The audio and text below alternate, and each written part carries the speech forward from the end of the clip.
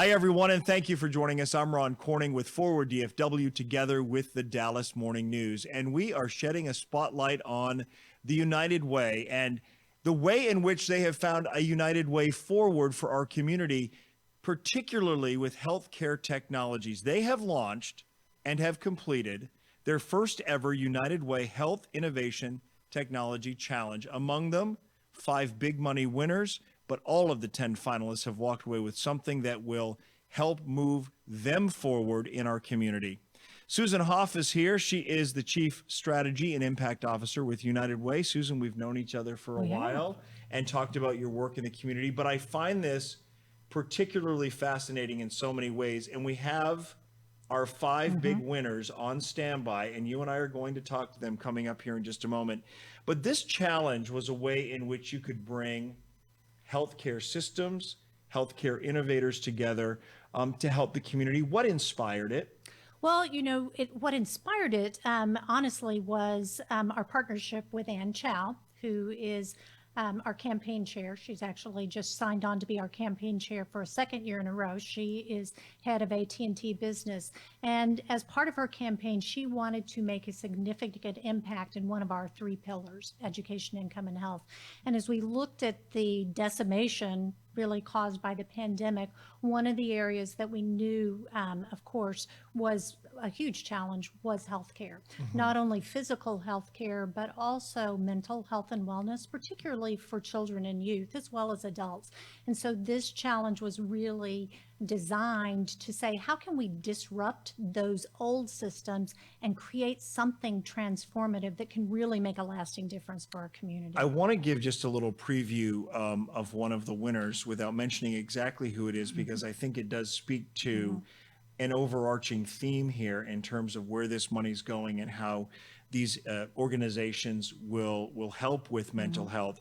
One, for example, developed a Center for Depression Research developed a means to screen and make clinical decisions and support for Dallas Independent School District students. So what we're talking about here is identifying early on in the life of a child when they might have the markers for depression or for mental health issues that later on become a crisis. Absolutely. Was that something, when you set out with this challenge, that you set out to solve, or was it an issue that you saw among those who were applying that there was a great deal of care in that area? Well, we had a focus particularly in the area of mental health and wellness, but we cast a pretty wide net rather than saying, this is the specific issue we want to solve. We wanted to bring as many opportunities and solutions forward, but absolutely mental health and wellness was always part of the equation. So it's interesting, among the 30 or 40 applicants, prevailing among them was this concern over identifying and treating mental health, depression, and so forth early on in a person's life. Absolutely. And again, you said it so well, Ron. We think of a mental health crisis often as something somebody has when they're older, as an adult or, young adult or older adult. The seeds of that are almost always in childhood. It's just not something that we look for. And so being able to screen early all kids is such a gift, and that prevention can save so much, not only for individuals, but for our entire community. And so much of this is marrying healthcare and mental health care with new and emerging technologies. So aside from a teacher, which we know teachers in the classroom, they often play the role of counselor. They're more than just the teacher teaching to a test. They are identifying when a student may have an issue at home. They may be struggling with something they can't quite put their finger on.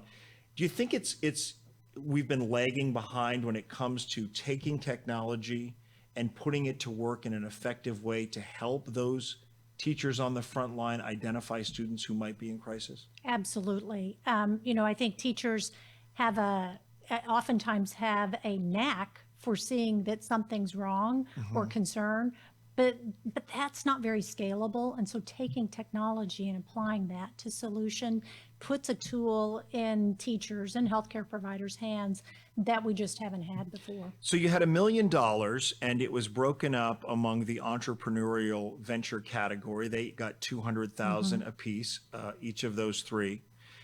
The two winners in the institutional ventures category, they got 150,000 each.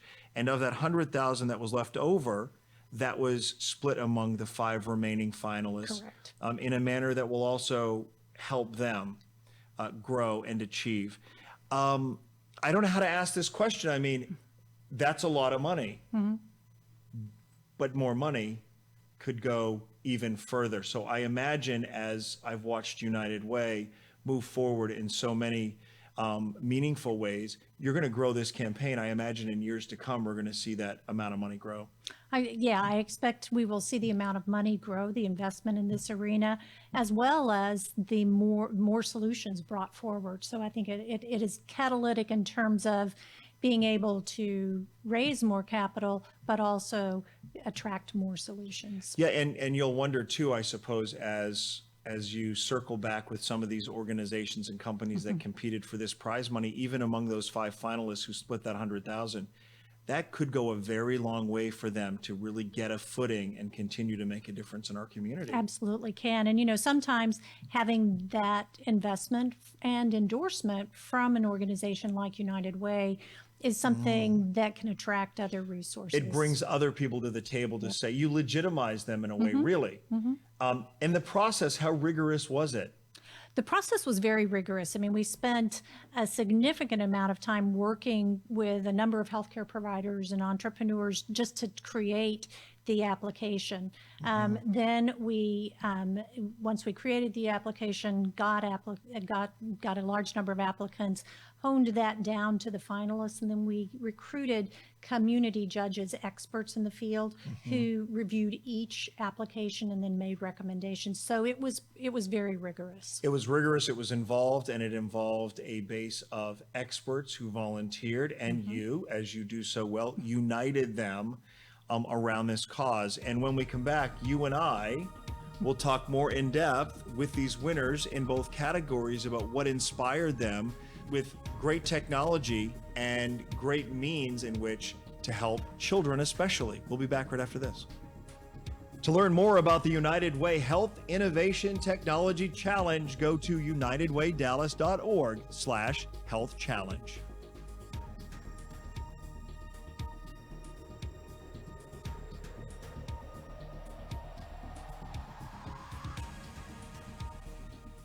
All right, everyone, we are back now with a deeper dive on the winners of the United Way Health Innovation Technology Challenge. All 5 of them are joining us now. It looks a little like the Brady Bunch. And this might be the most number of guests we've ever had for a Forward DFW. We're glad they are all here, and we're going to keep them all here on the screen because we're going to bounce around a bit. There's so much to talk about. And Susan Hoff, who's here with United Way, Chief Strategy and Impact Officer, is joining me in this conversation as well. Jason, I want to start with you and Children's Health. Describe for me the contribution that you'll be making via this award that you've received from United Way.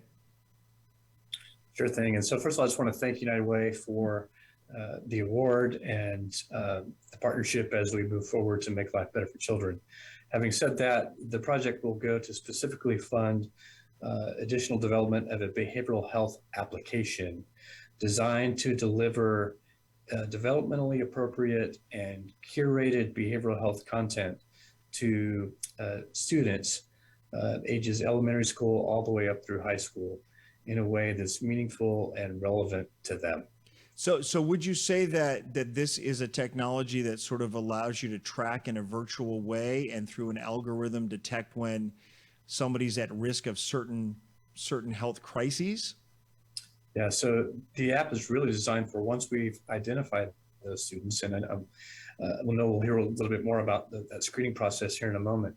But once those students have been identified, many times there are gaps between those students and the programs that are available to help them.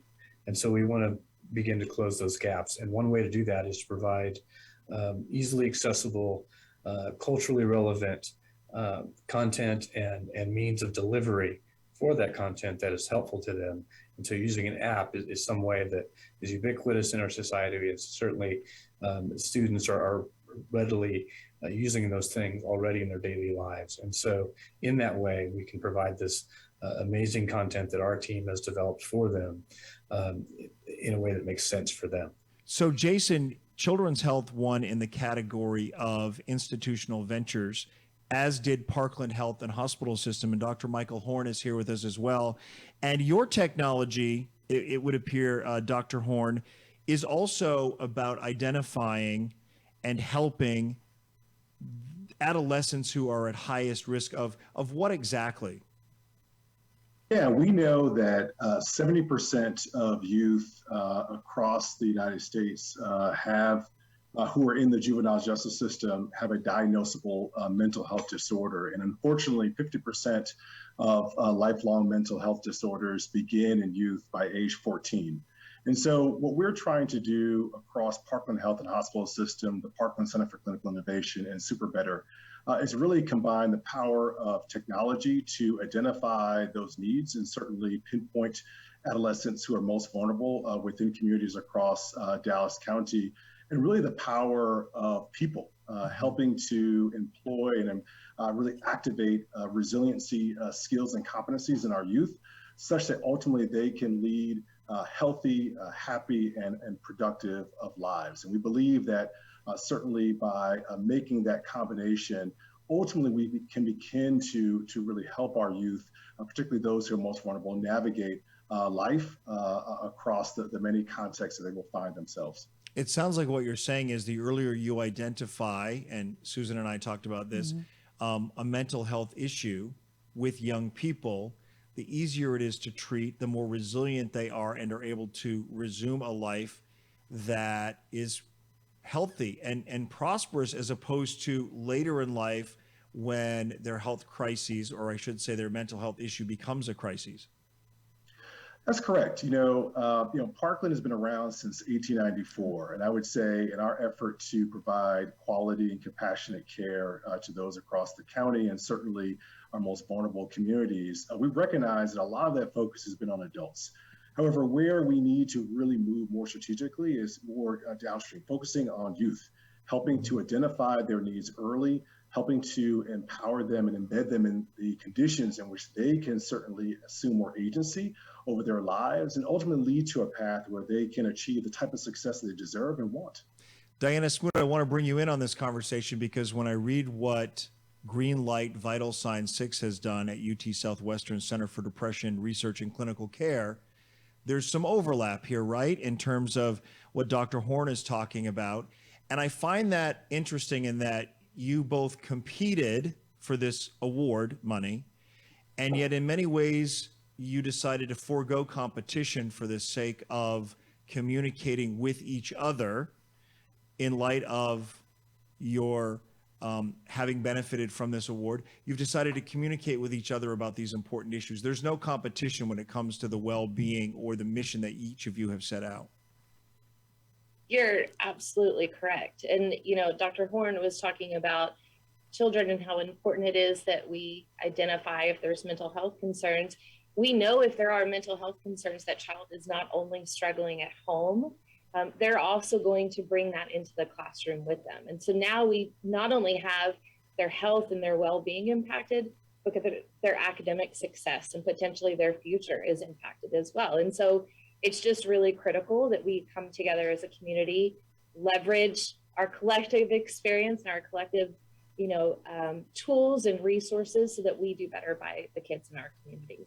And Susan, I want to bring you in to ask you this. When you see this kind of unity, you are the United Way, and you see otherwise in some areas competitive health systems. I mean, let's face it, hospital systems want to distinguish themselves in certain ways and have proprietary research and other such things which define who they are in a crowded field, right? When you see that competition go by the wayside for the sake of the betterment of our community, you must think mission accomplished. Yeah. Yes. It was exactly what we hoped would happen, and hoped was not aspirational. But you are exactly right. Competition went out the wayside.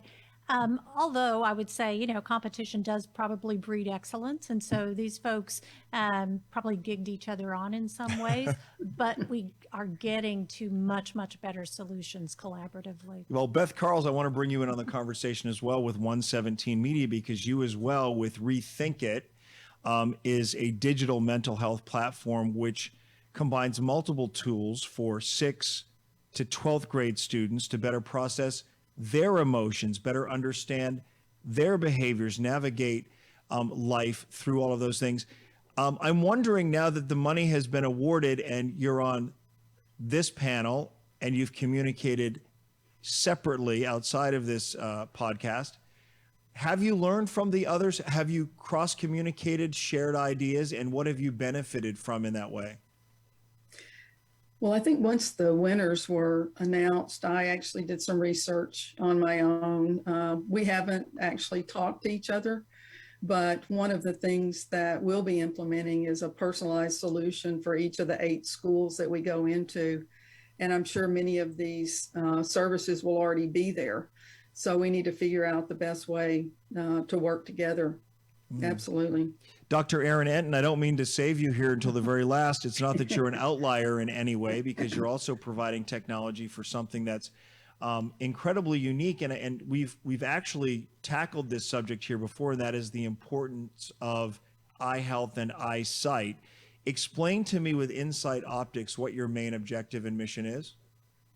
Yeah, our main objective mission is to eliminate preventable diseases, which is pretty broad when you think about it. We're narrowly focused right now in retinopathy and maculopathy, but when you look at a lot of diseases now today, you actually find that a majority of them are preventable, which aligns with what everyone else in this room is doing, right? The earlier you can catch these diseases, the better you can enact solutions that prevent them from ever getting to their end stages. And our technology is enabling access to some of the most marginalized, rural, impoverished communities across the state and across the country to ensure that we can better catch those diseases early. Am I understanding that in your platform allows primary care providers to record video of a patient's eye, and this could apply to people of all ages, and then they forward it to a local specialist?